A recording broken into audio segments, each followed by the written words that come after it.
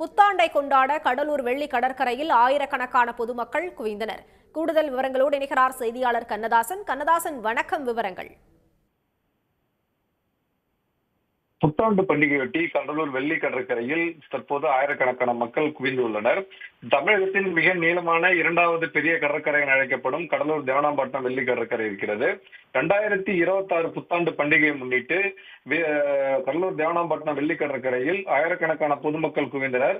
குடும்பத்துடன் வந்த மக்கள் கடற்கரை மணல் பரப்பில் அமர்ந்து கடலின் அழகை ரசித்து பொழுதை கழித்தனர். சிறுவர்கள், இளைஞர்கள், பெண்கள் கடலில் குளிக்க முயற்சி செய்தனர். அதன் பிறகு அதை கடலில் குளிப்பதற்கு போலீசார் தடை வைத்துள்ளனர். முன்னெச்சரிக்கை நடவடிக்கையாக பலத்த போலீசார் பாதுகாப்பு பணியில் ஈடுபட்டுள்ளனர். தங்கள் குழந்தைகளுடன் தற்போது மணல் பரப்பிலும் கடல் ஓரத்திலும் விளையாடி கடற்கரை ஓரங்களில் உள்ள விளையாட்டு உபகரணங்களும் குழந்தைகள் விளையாடி வருகின்றனர். பொதுமக்கள் வருகையால் தற்போது போலீசார் பாதுகாப்பு பணியில் ஈடுபட்டிருக்கிறார். மேலும் கடலோர காவல் படையினரும் இந்த பணியில் ஈடுபட்டிருக்கின்றனர். அதிக அளவில் கூட்டம் நிறைந்துள்ளதால் போலீசார் பாதுகாப்பு பணியில் ஈடுபட்டுள்ளனர். மேலும் பொதுமக்கள் விழிப்புணர்வுடன் பாதுகாப்புடன் இருக்குமாறும் ஒலிபெருக்கியில் அறிவுறுத்தி வருகின்றனர்.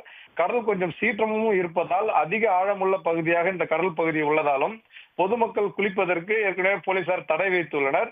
கடற்கரை ஓரத்திலும் பாதுகாப்பு பணியில் போலீசார் மற்றும் கடலோர பாதுகாப்பு படையினரும் தற்போது ஈடுபட்டுள்ளனர். விவரங்களுக்கு நன்றி கண்ணதாசன். உடனுக்குடன் செய்திகளை தெரிந்து கொள்ள சன் நியூஸ் பெல் ஐகானை கிளிக் பண்ணுங்க.